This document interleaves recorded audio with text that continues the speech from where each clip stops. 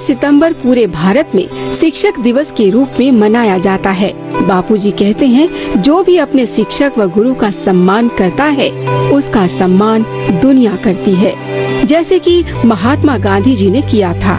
आइए जाने पूरी कथा प्रसंग संत श्री आसाराम जी बापू से। महात्मा गांधी राजकोट के मंच पर भाषण देने वाले नेताओं के बीच बैठे थे। सूत्रधार महात्मा गांधी थे और भीड़ में बहुत लोग आए थे। तो एक बुढ़े को बार बार देखते थे, कहीं देखा है, याद आया कि ये मेरे गुरु थे, स्कूल में पढ़ाने आए थे। गांधी जी मंच छोड़कर वो गुरु के पास जाके बैठे, बातचीत किया, कैसे हो, परिवार कैसा ही हो। फिर उस वृद्ध मास्टर ने कहा, तुम जाओ, गांधी बापू भाषण करो। बोले नहीं नहीं, आप नीचे बैठे, मैं ऊपर बैठूं। नहीं नहीं, मैं आपके पास ही बैठता हूँ, ये सब चलता रहेगा, मैं देखता रहता हूँ।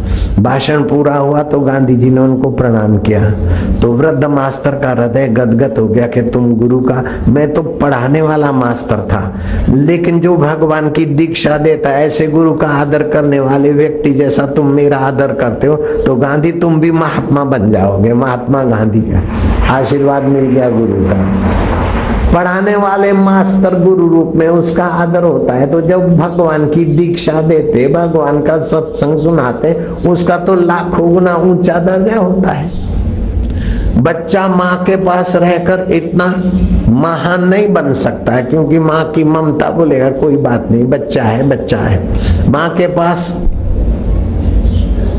10% विकास होगा, लेकिन बाप के संपर्क में रहेगा तो बच्चे का 25% विकास होगा। और स्कूल में मास्टर के संपर्क में रहेगा तो 50% विकास होगा।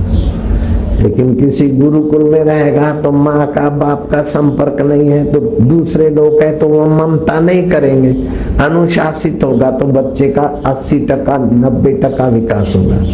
लेकिन गुरु कोई ज्ञानी महापुरुष उसके संपर्क में रहता है तो 1000 गुना विकास हो जाता है। मेरा करोड़ गुना विकास हो गया ना। मैं गुरु के आज्ञा में रहा, गुरु के पास रहा, तो मेरा तो करोड़ गुना विकास हो गया। इसलिए आत्मज्ञानी गुरु के चरणों में जो रहता है उसका कितना विकास होगा, 10%, 20%, 100%, 200% नहीं, कितना टका होगा वो उसका कोई आंकड़ा ही नहीं है।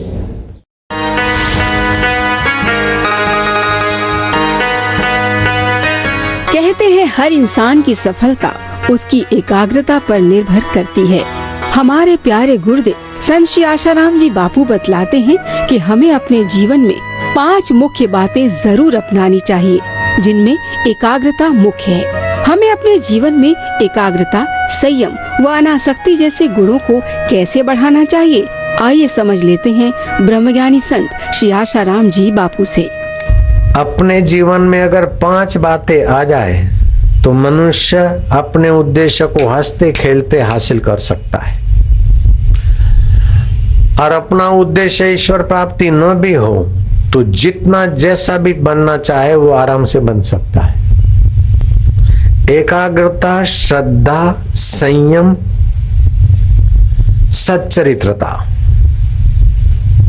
और अनासक्ति, ये 5 साधन ऐसे तो प्रभावशाली साधन है कि छोटे से छोटे आदमी को भी महान बनाने में देर नहीं करेंगे। और उनके विपरीत अश्रद्धा, आसक्ति, चंचलता बड़े से बड़े व्यक्ति को भी छोटा बना देंगे। श्रद्धा रहित व्यक्ति कितना भी बड़ा हो, छोटा हो जाएगा। फिर दारू में से सुख खोजेगा, क्लब में सुख खोजेगा, हेरा फेरी में सुख खोजेगा। श्रद्धालु व्यक्ति तो भाव से अंतरात्मा का सुख प्रकट कर लेता है। तो आप इन 5 सद्गुणों में से 5 अपने जीवन में लाओ तो अच्छा है, नहीं तो 3, 2, 4, 1 जितने अंश में लाओगे उतना आपका जीवन अभी की अपेक्षा ऊंचा हो जाएगा। एकाग्रता का अंश, श्रद्धा, अनासक्ति, संयम और सच्चरित्रता आपके ऐहिक उद्देश्य और पारमार्थिक उद्देश्य आसानी से पार हो जाएंगे।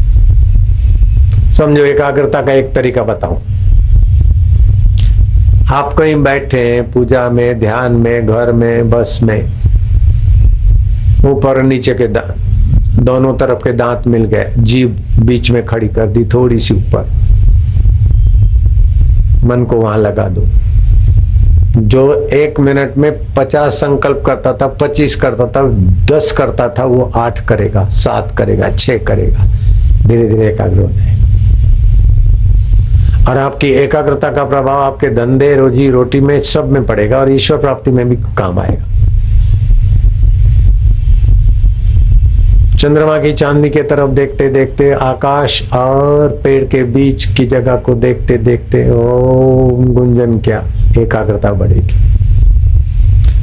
कांसे की कटोरी में, थाली में शिव जी का पूजन किया, शिवलिंग रखा, ओम नमः शिवाय, महेश्वराय आदि किया, फिर उसको देखते रहे, अपनी आंखों की सीध में रख दिया टेबल पे थाली, शीतलता भी आएगी, एकाग्रता भी आएगी। ऐसे और भी छोटे मोटे उपाय एकाग्रता के, और सब एक से एक सहायता करने वाले, लेकिन उन सभी में भगवान का उद्देश्य करके एकाग्रता करोगे तो और ज्यादा लाभ होगा।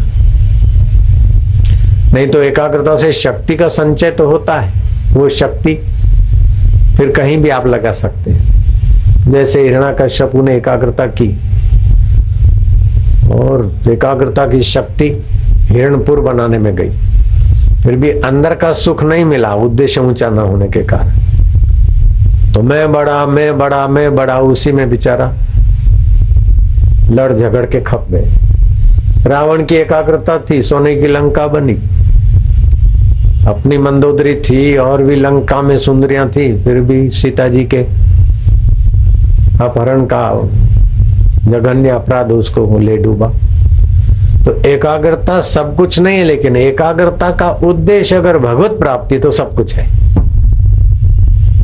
एकाग्रता का उद्देश्य अगर ऊंचा है तो बहुत लाभ है।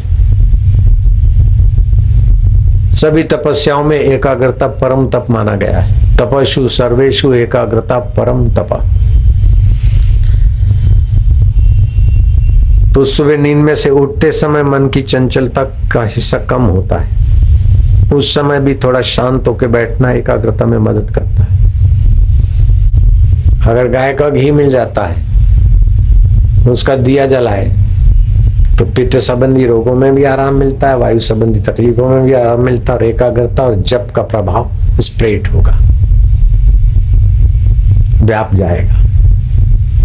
ऐसे अनासक्ति का गुण, बोले अनासक्ति मोह माया का त्याग। मोह माया का त्याग का मतलब क्या? घर बार छोड़ दो या मठ मंदिर आश्रम छोड़ दो और आप भिखमंगे बन जाओ, इसका नाम है क्या मोह माया का त्याग? अरे उल्टी समझ का नाम मोह है, और नश्वर शरीर और संसार को मैं और मेरा मानने का नाम मोह है। मोह सकल व्याधि न कर मूला, मोह माया। सीधी समझ रखो, भगवान राम ने राज संभाला है, मोह माया को छोड़ने को राम कहते, फिर भी हाय सीता, हे सीता मर्यादा में करते, हाय लक्ष्मण करते, तो क्या राम जी में दोषारोपण करोगे? राजा जनक को मोह माया नहीं थी, फिर भी राज संभालते थे। साधु संत बोलते मोह माया नहीं करना चाहिए, खुद मोह में फंसे, वो कितने फंसे वही जानते। तुम उनके लिए थर्मोमीटर बन गए क्या?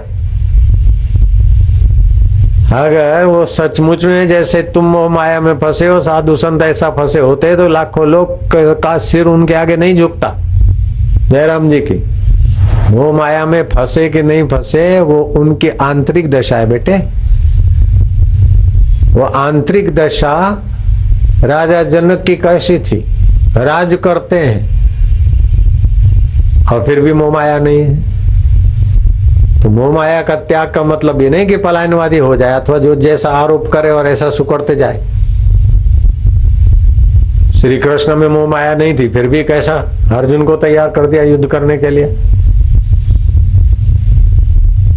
बहुजन हिताय बहुजन सुखाय, श्री राम जी को जो करना चाहिए वो उन्होंने किया, श्री कृष्ण को जो करना चाहिए वो किया, नानक जी को जो करना चाहिए किया, मोहम्मद जी को जो करना चाहिए किया, और भी संतों को जो करना चाहिए वो करेंगे। आपके कहने से वो मोह माया में है, ये बात आप भूल जाओ, दुनिया जानती है उनमें क्या है।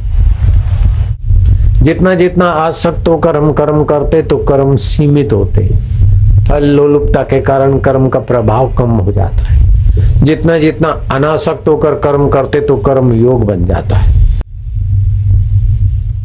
ऐसे श्रद्धा, जिसके प्रति आपकी श्रद्धा है उसको तो क्या मिलता होगा, शिव जी को, राम जी को, अल्लाह को, गॉड को क्या मिलता होगा। लेकिन जिसके लिए श्रद्धा है उसको तो क्या मिलता होगा, जिसके हृदय में श्रद्धा है उसका हृदय रसमय हो जाता है, भावमय हो जाता है, प्रेममय हो जाता है, सुखमय हो जाता है। और श्रद्धालु के मन में ये ताकत है कि वे अपने इष्ट देव को पत्थर की मूर्ति से प्रकट कर सकता है। तो अनासक्ति, एकाग्रता और श्रद्धा ये ऐसे भारी सद्गुण है कि आपके अंदर छुपी हुई भगवतीय शक्ति को